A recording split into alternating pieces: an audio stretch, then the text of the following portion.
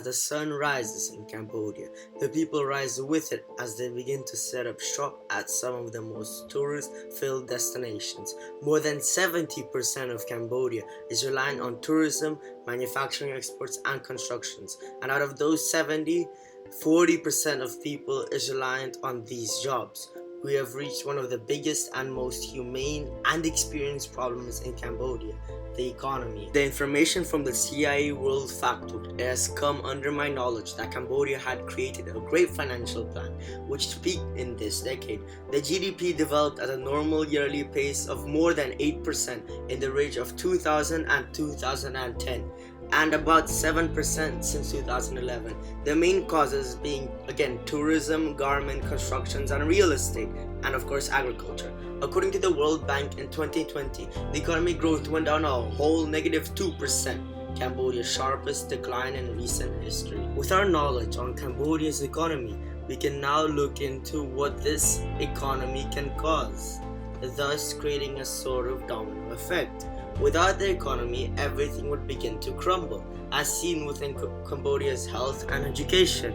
Without good health care, the life expectancy, death rate, birth rate would siege downwards, as seen by these graphs, but the infant mortality would siege upwards. Now take a look at these statistics, these three graphs. One was taken in the 1960s, one in the 2020, but the last one is a prediction on what will happen in 2060. What can you see?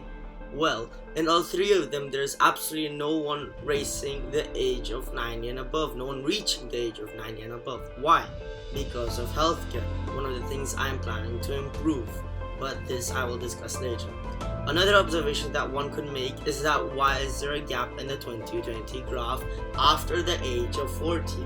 Well, let me tell you about the man behind this, Pol Pot. Pol Pot was a communist who created the Cambodian genocide, and from that, Cambodia's population is now made up of 50% of people who are 25 years old. Pol Pot joined the proto-communist Khmer's People Revolution Party, KPRP. We all know that Cambodia was and still is a country held under the monarchy, just like its surrounding countries, Thailand. But in 1970, the KPRP seized control of the nation. With the country under control, he forced 2.5 million citizens after the capital Phnom Penh for re-education and forced them to work in the fields as labor-intensive re-education. The people who complained were sent to the notorious S21, sort of like Auschwitz. Millions of bones were found in the mass graves as people died from execution and malnutrition. Now that we have discussed the factors that are affecting this, it is time to describe how I plan to help. As a short recap, these are the issues that Cambodia is now facing: low GNP, low education, low GDP, bad history, bad health, bad structural buildings. Our first major issue that Cambodia is facing is the bad economy.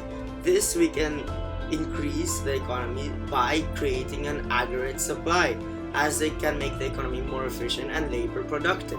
The growth in aggregate supply can occur due to the development of new technology, more new management techniques, as better industrial relations improves the workers' productivity. Not only that, but it can also occur due to increased net migration and public sector investment, which improves infrastructure and education. As Cambodia rises, the government will try and influence the growth by creating an expansionary fiscal policy. This will cut taxes to increase disposable income and encourage spending. With a great economy and using aggregate supply, Cambodia can improve education and healthcare, improve infrastructure, and by creating a special plan to implement at the educational level to invoke girls to want to have better jobs and create more gender equality.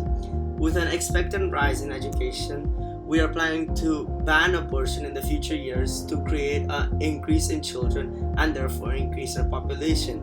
With the help of the Cambodia's immigration status law, which we will not be changing, and that is that immigrants which arrive to Cambodia must be able to provide economic, social, technical, scientific, or cultural benefits to Cambodia. They must also have no medical conditions restricting them to manual labor unless they have a medical certificate.